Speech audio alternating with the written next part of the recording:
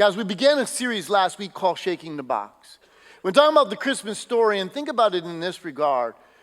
As we saw in the video, this is a modern day depiction, kind of trying to make it real to us, that when you think about Joseph and Mary accepting an assignment from God, you ever think about it in this regard, that somehow God was shaking the box on them? That this is about more than what we expect. And have you ever been in a situation where you were fulfilling something you believe God wanted you to do? Some area where you were obeying God's direction for your life? Some aspect of an assignment that you were carrying out and things didn't go the way you anticipated for them to go? I mean, if God's in it, isn't doors going to just open? If God is in it, isn't things just going to go smoothly? But there are challenges. There are problems. And sometimes those challenges and problems can make us wonder or doubt. Really? Is this what you had in mind? When we look at the story of Christmas, listen to this. Luke wrote this. In Luke chapter 2, in verse 4, it says, "So Joseph went up from the town of Nazareth in Galilee to Judea, to Bethlehem, to the town of David, because he belonged to the house and line of David. He went there to register with Mary, who was pledged to be married to him and was expecting a child.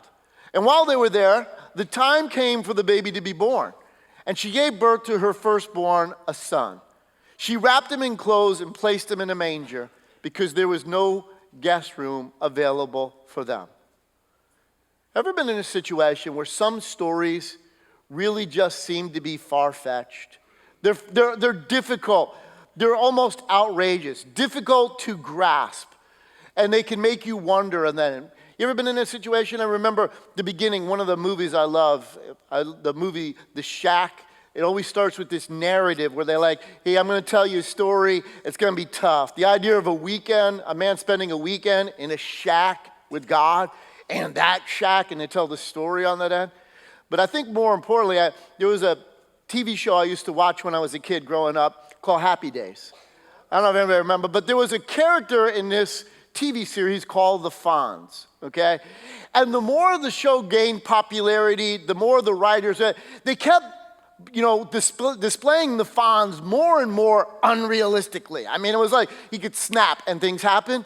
But I think the epitome was this. There was a show, was in the later seasons of it, where the Fonzie was out water skiing. And there was a shark in the water. And the Fonz jumped the shark. It's in those moments when the story is outrageous, you kind of roll your eyes and you say, "Come on, is that real?" Well, you see, today, the title of the message today is called, "Is This Really the Plan?" Is this really the plan? The Christmas story can seem unrealistic. It's why skeptics have problems with this end of it. The idea of a virgin birth, but the circumstances surround it can make it feel so unrealistic. But listen, the term unrealistic defined means this. This is not taking into account how things are likely to happen. Let me say that again. Unrealistic defined as not taking into account how things are likely to happen. By that definition, the Christmas story is unrealistic. I'm not talking about the virgin birth, not even talking about the angels that came about, but the circumstances surrounding the most significant, the most important birth in the history of the world that ever did. The circumstances around it seem so unrealistic. Nothing like we would ever anticipate or expect. When you look at it in that regard, think about this. Mary and Joseph, who were they? They were two nobodies from a town that most people in the nation of Israel didn't even acknowledge, a small backwater town called Nazareth. In fact, when Jesus was entering into ministry, one of his followers, Philip, he went and got Nathanael, and he said, "I found the Messiah." He says, "Jesus of Nazareth," and he asked the question, "Can anything good come from Nazareth?" I mean, he dished Jesus, his family, and all the peeps he grew up with. But think about it, nobody thought that this place, because it was it was not connected. It was insignificant in so many ways. And here was Joseph and Mary. They didn't have any connections. They had no influence. They were poor. He was a no-name carpenter. And then, 9 months pregnant, they're required to take a journey that's 3 days. A journey that was dangerous. I mean, here, you're putting the child's life at risk, taking this journey. This is the Messiah. This is the Son of God. Really taking that journey and then arriving in the city, or I should say the town of Bethlehem, a small town on that end. But they show up, and what? There's not even a room. I mean, talk about bad planning. There's not even an Airbnb. I mean, come on. Nobody, nothing. And they end up having to give birth in a place designed for animals. Okay? A stable. And they lay Jesus to rest in a manger.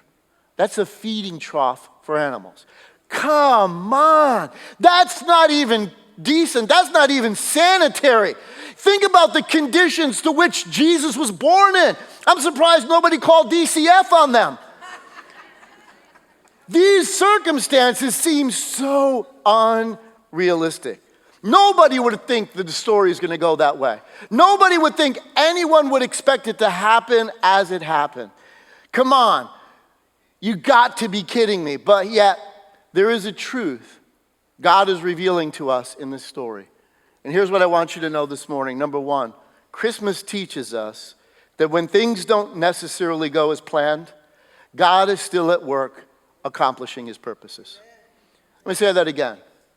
The thing that Christmas teaches you and I is that when things don't go necessarily as planned, God is still at work accomplishing his purposes. You see, we think of Christmas and we think of that cozy scene, the Christmas card. Oh, this is so amazing. There they were, and the baby's born, and it's silent night, holy night. Are you kidding me? If you've ever been around a woman in labor, there ain't nothing silent about that. And born in a stable where all the animals are? No, there ain't nothing silent, and I'm pretty sure it doesn't seem very holy night. None of the circumstances are as people would expect. If you were thinking that the Son of God is coming, don't you realize that you would expect that the best room in the house, the presidential suite, everything ready, accommodations, doors, favor, everything to go. This is God's Son. This is the most important birth of all. How could it be going this way? It's difficult. They were alone. Maybe in those moments, they were asking the question, God, where are you? Is this really the plan? Is this what you had in mind? Have you ever felt that way? Have you ever had that sense in common where you ask the question, God, where are you? Why is life going the way it is right now? I mean, if we're honest, you ever ask the question, God, do you really even love me? Because if you did, why is my life the way it is right now? Why is this situation happened? Why is that going down? And how often do we evaluate God and evaluate by our feelings and our circumstances, making assessments based on the outward evidences? You see, in this particular story, hopefully all of us can relate, because when life doesn't go as we anticipate or expect, this, my friends, is a very common theme in the scriptures. Think about this. Moses led the nation of Israel out of captivity in Egypt with a mighty hand and God's outstretched arm, right? And they come out and they're traveling towards what would be the promised land. But what? They face a sea. Now there's an impediment before them. Where do we go? Why are we here? And then the Egyptians change their mind. Pharaoh reneges on his original determination to let them go and takes the army after them. Now they have the Egyptian army coming down on them. Can you imagine the people there thinking, Is this really what you had in mind? You let us out of here? Are we all going to perish? Nobody would understand what's about to happen. Nobody was expecting what God was about to do. But think about this, David. David is anointed by the number one prophet in the nation, Samuel.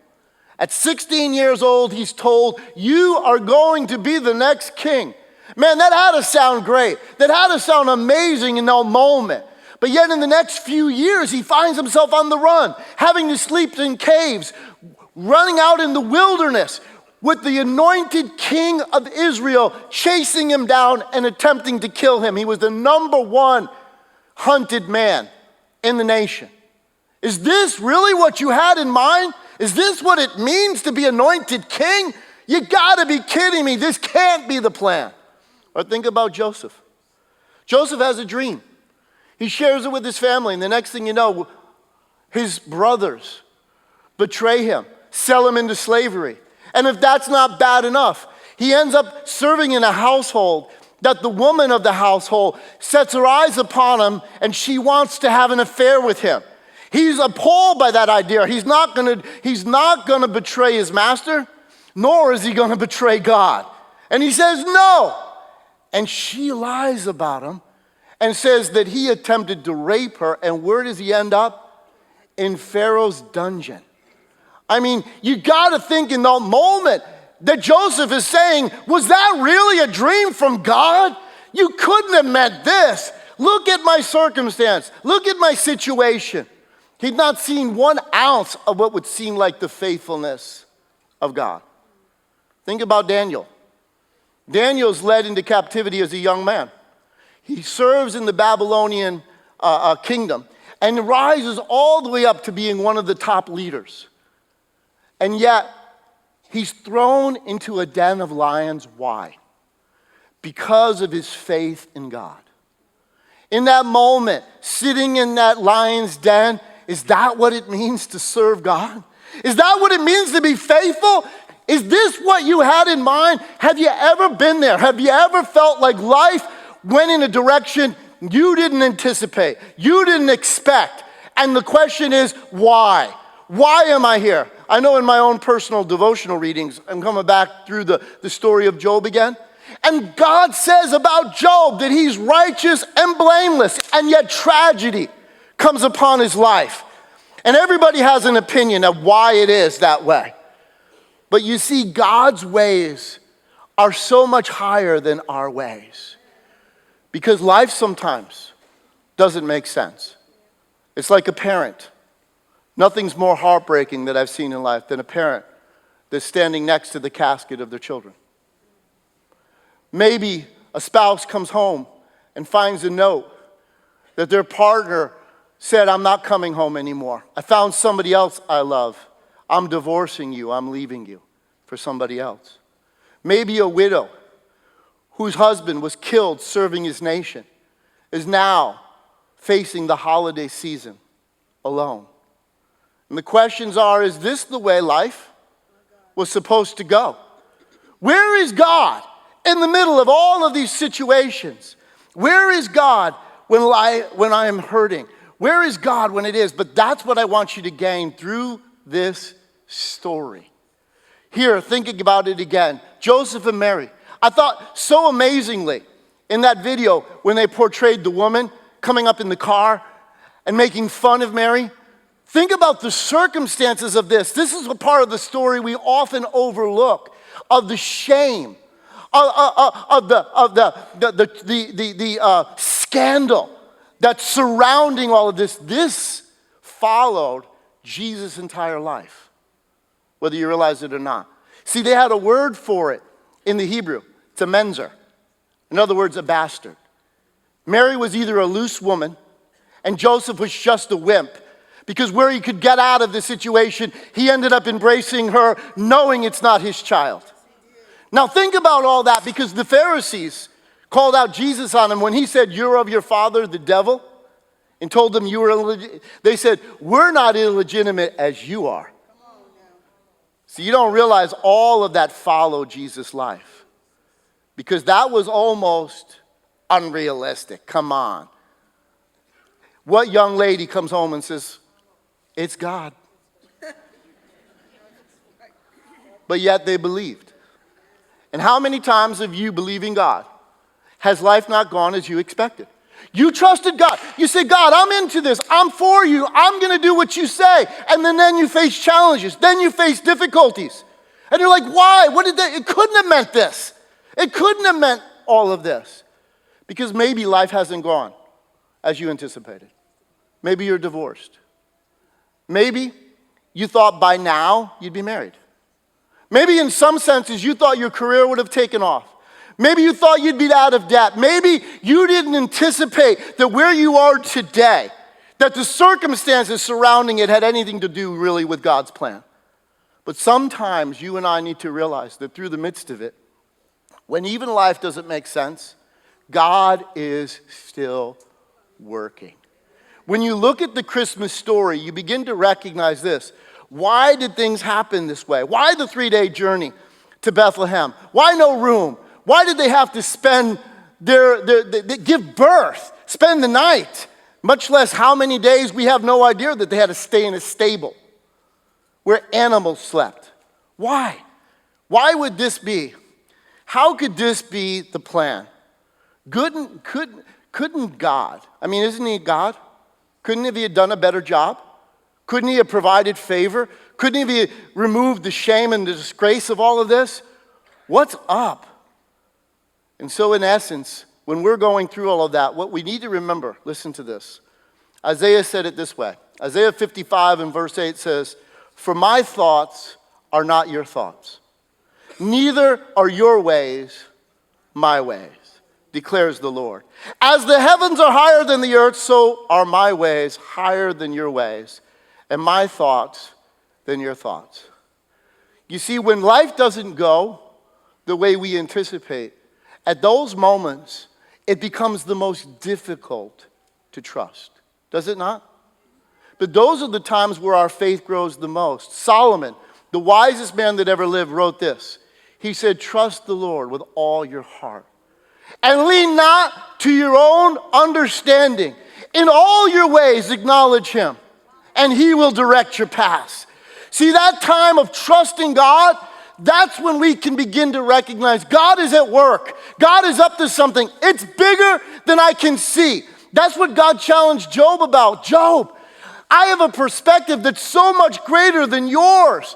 Do you understand, Job, that there's so much more in life, so many more complications, that it's impossible for you to understand all of this? Can you trust I'm God and that you matter to me? See, don't we often judge God by our circumstances? Does God care about me? Does God love me? Why God? But God says, listen, can you trust me? Because too often, hindsight in life is 20/20. Listen to what the Apostle Paul discovered in Philippians 1 and verse 12 says this, "Now, I want you to know, brothers and sisters, that what has happened to me has actually served to advance the gospel. As a result, it's become clear throughout the whole palace guard and to everyone else that I'm in chains for Christ. And because of my chains, most of my brothers and sisters have become confident in the Lord and dare all the more to proclaim the gospel without fear." See, Paul had always desired and wanted to go to Rome. I believe that Paul wanted to create Rome kind of as the ministry headquarters to launch out from there, because the Romans had controlled all of this, roads and everything, access. He's thinking in his mind, naturally speaking, it's got to be the best place to stage your home ministry base from. Paul does get to Rome, but not as he expected. He doesn't show up there he shows up as a prisoner. But now Paul is seeing something that he would have never saw otherwise. Hindsight's always 20/20. Now Paul realizes, you know what? Because I'm a prisoner, I've actually had time to write the New Testament. Actually, because I'm a prisoner, the gospel spread more than I could have ever imagined. I thought my journeys, my missionary efforts would advance it, but God's doing more through this. In fact, my brothers and sisters have become bold. They're stepping out. They're not just leaving it all up to me to do. Now they're going through all that. And I've led some of the most influential people in the Roman Empire to Christ. The Praetorian Guard, Caesar's crack chief guards that were responsible for watching over Paul, one by one they became followers of Christ. Why? Because they were chained to Paul 8 hours a day. And you ask, who's the real prisoner in that moment? See, God is moving in ways far greater than we could even imagine. See, when Christianity began to spread, here's one of the facts about history that we don't like to embrace, especially in the 21st century, because we like life easy. Come on, admit it. Okay? But do you know that the church spread the most when she was persecuted? Do you know the times the church advanced the most? In the 2nd century, when the Black Plague hit, the way the Christians responded because of their faith in Christ, that they began to take care of people. When the pagans were fleeing, the Christians were there to pray for the sick, to care for the sick. And the gospel advanced. People were like, there's got to be something to this, because nothing in the pagan world has any explanation for the love, the kindness that you show, and the message of Jesus. But who would have thought that was the way for the gospel to take over the Roman Empire? But God knows the end from the beginning. God always sees things at a greater perspective. I can tell you from a personal note, okay? This is difficult at times. But when I was a young man, I got married. I'm talking to my wife, Kathy. If you don't know this about me, I was divorced. Because 3.5 years into my marriage, I found out that my ex-wife is in an affair. I am like, you have to be kidding me. Do everything, be able to send her to college, do all this. We're going to work it out. We're going to straighten this out. She graduates, gets her degree in nursing, and goes back into the affair with the person she was in before. At that moment, I said, God, are you kidding? I thought life was over. I didn't think I knew ministry was the calling that was on my life. Now as divorced, I thought all doors would shut. Life was over. This was it. But do you know what? God knew what he was doing. Because my wife, Kathy, she was God restoring my life from destruction. My kids coming, the door opening for me to do what I do today, despite the opinions of other people. God is at work when you don't know what's going down. That doesn't, because why? God is faithful. That's what you and I need to begin to recognize. Because God works all things together for good. For those that love him and are called according to his purpose. It may not make sense right now. Where your life is at, you may not recognize what's going on, but I want you to know God is at work. That's what you need to understand. That's what the Christmas story tells us.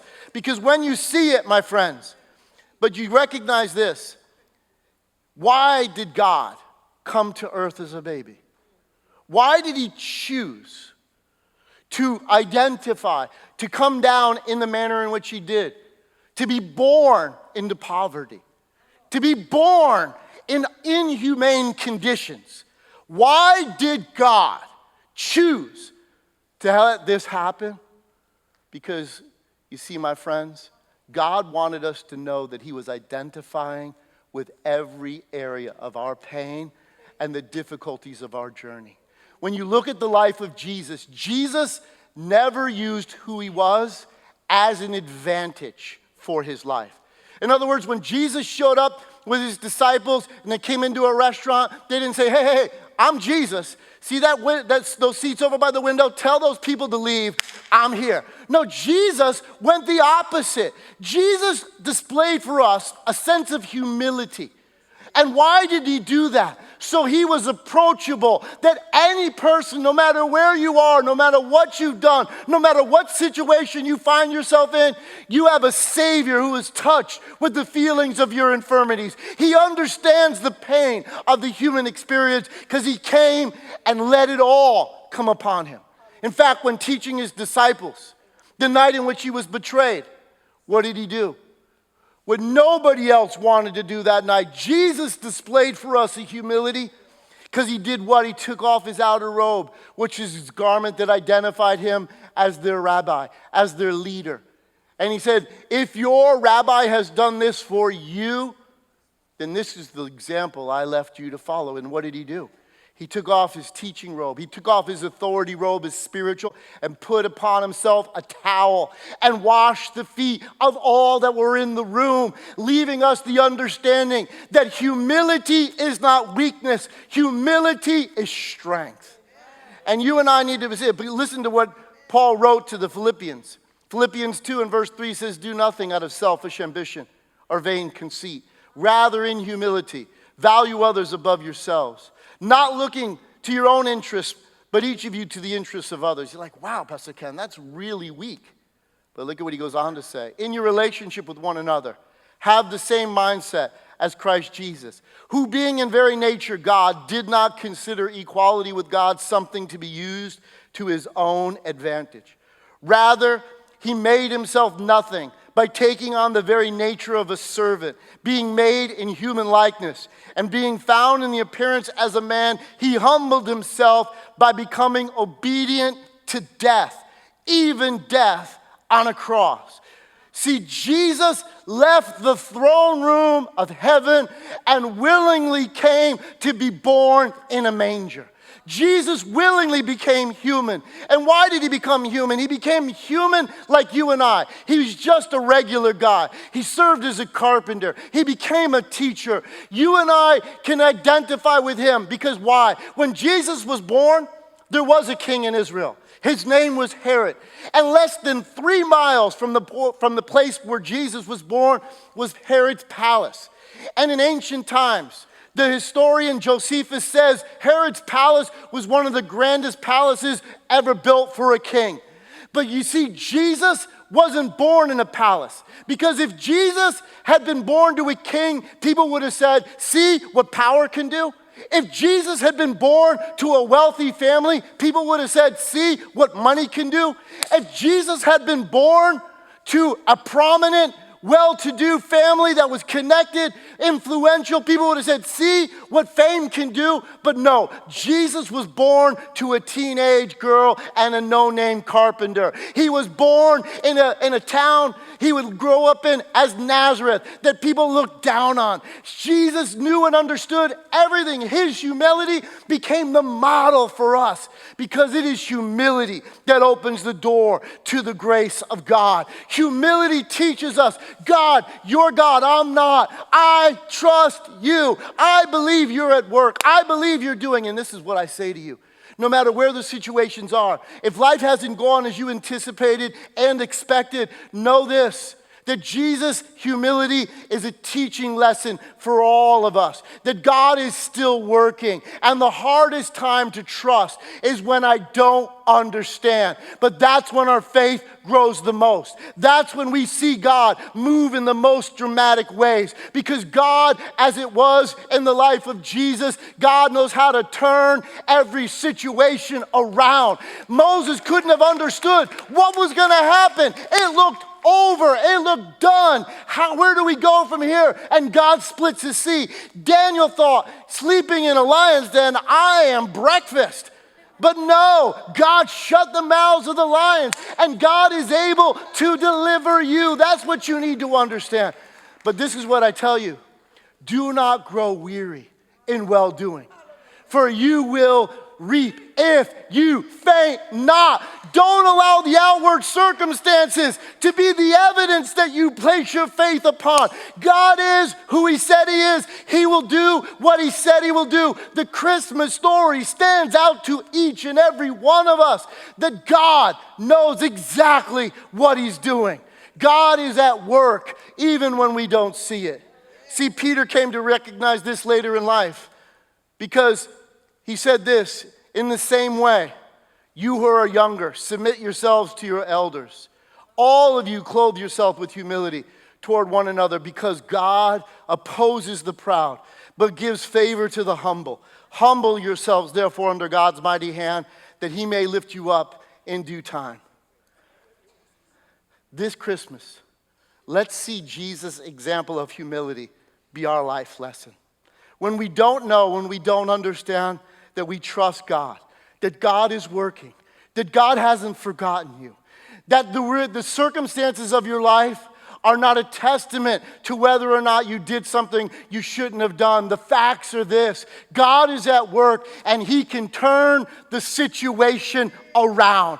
Do not stop trusting Him. The first Christmas, God used some unlikely people that showed up in some unlikely places, and God still does today.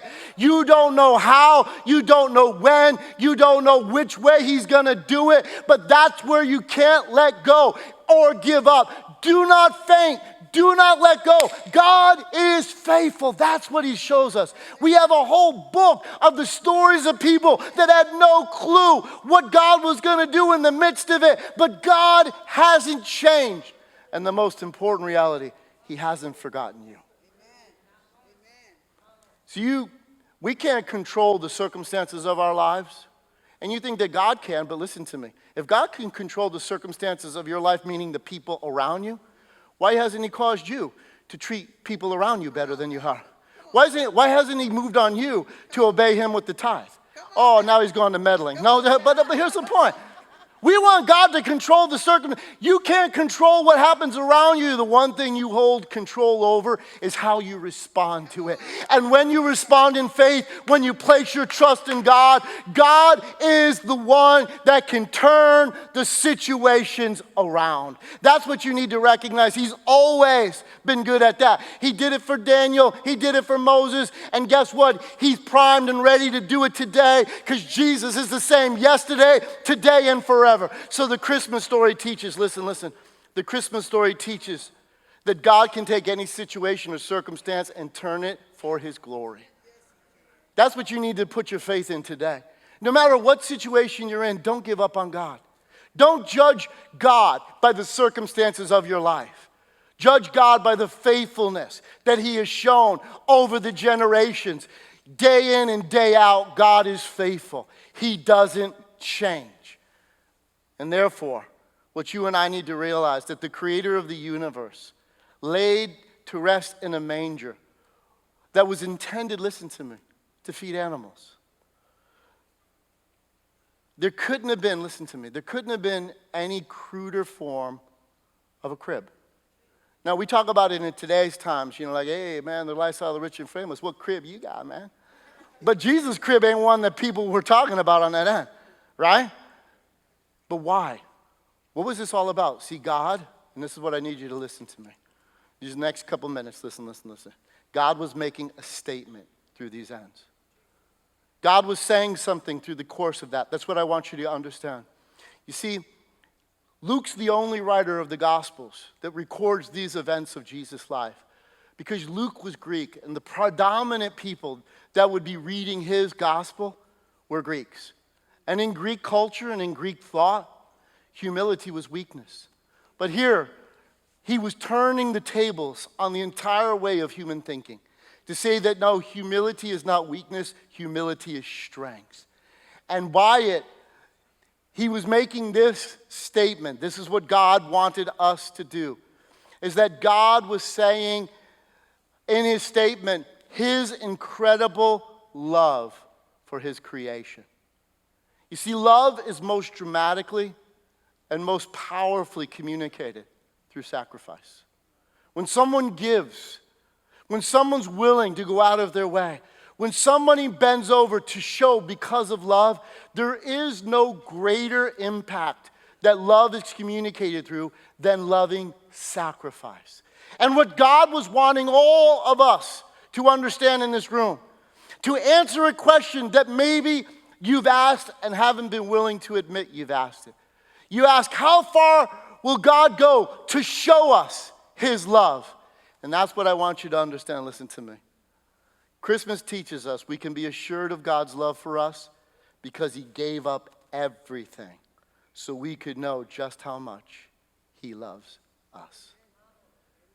When you look at Jesus in that manger, it is for you and I the realization, to what extent will God go to demonstrate His love for you and me?